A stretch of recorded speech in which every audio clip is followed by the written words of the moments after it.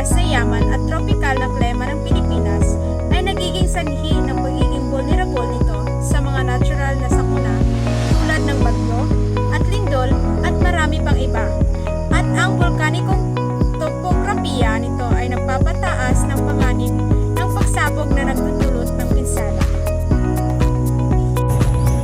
Activity. There is activities na tayo tulo ka pangutana.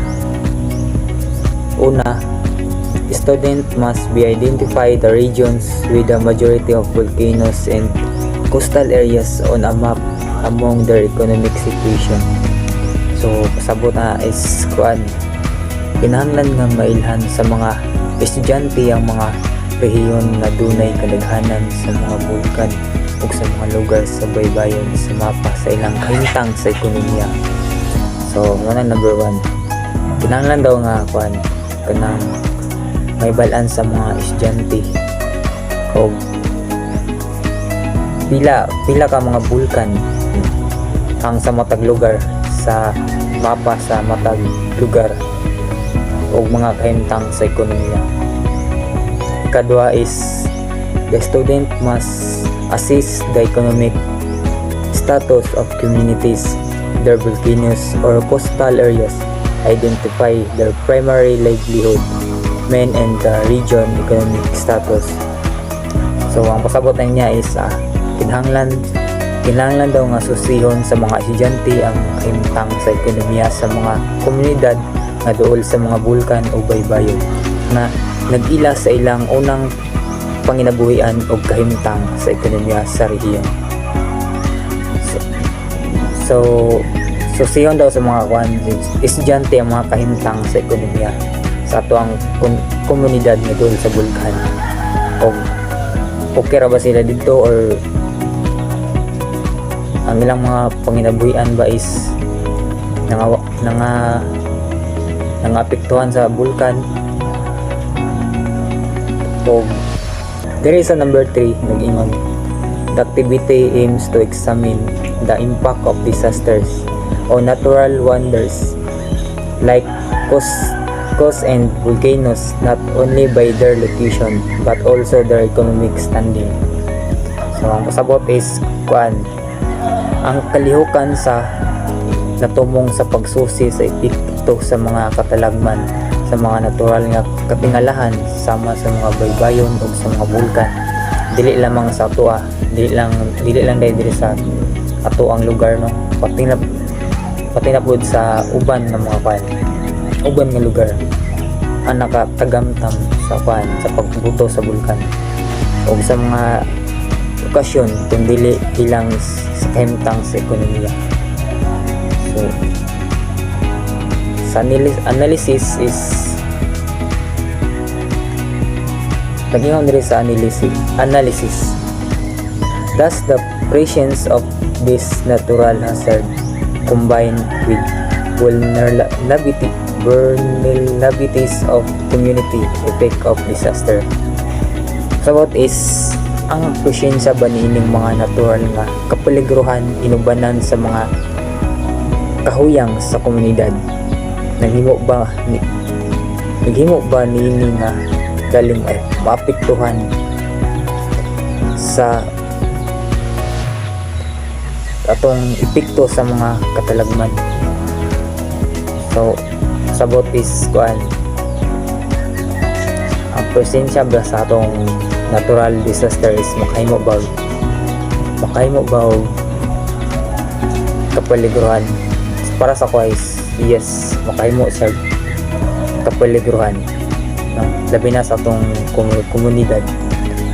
Paghuyang nga atong komunidad mas worse ang mas worse ang epekto. So there yung adlaw no? So karon ako na pong i-discuss or akong i-share sa inyo ang profile sa atong nasod diriya sa Pilipinas no? So an archipelagic nation comprised of more than 7,000 islands and islets located in Southeast Asia in the Southeast Asia no? So ang nasod sa Pilipinas is nailhan sa usa sa archipelago nga nasod, no, nga ginabuo kini sa 7,000 ka mga islands o islets nga nahimutan kini sa Southeast Asia.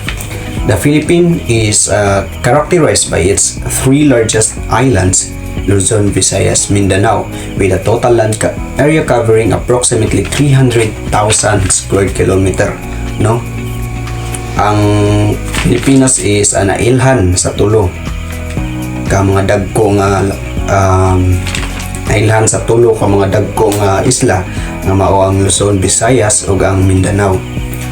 O naapod niya siya total land covering area nga 300,000 square kilometer. It is surrounded by the Pacific Ocean and shares maritime borders with China, Japan, Vietnam, Malaysia, Taiwan, and Palau. No? So, ang atong nasod sa Pilipinas is napalibutan kini sa Pacific Ocean nga naapoy maritime borders sa China, Japan, Vietnam, Malaysia, Taiwan, Indonesia ug Palau. No? So,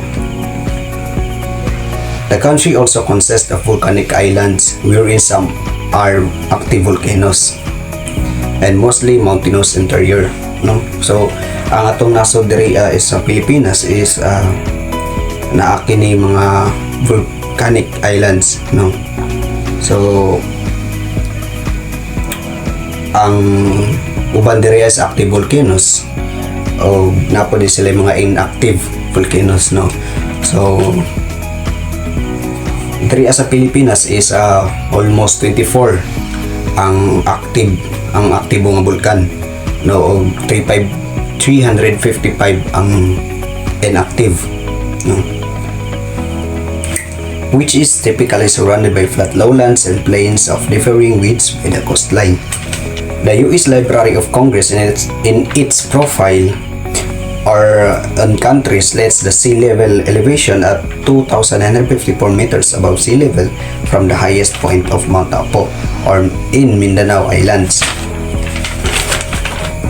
Depending on the region, the country has either exclusively coastal regions, no, wetlands or flat stretches of open land or a combination.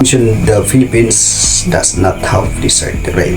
No, so depending on the region, ang atong nasod is either exclusively coastal regions, wetlands or flat stretches of open land or a combination of all mentioned. The Philippines does not have desert terrain.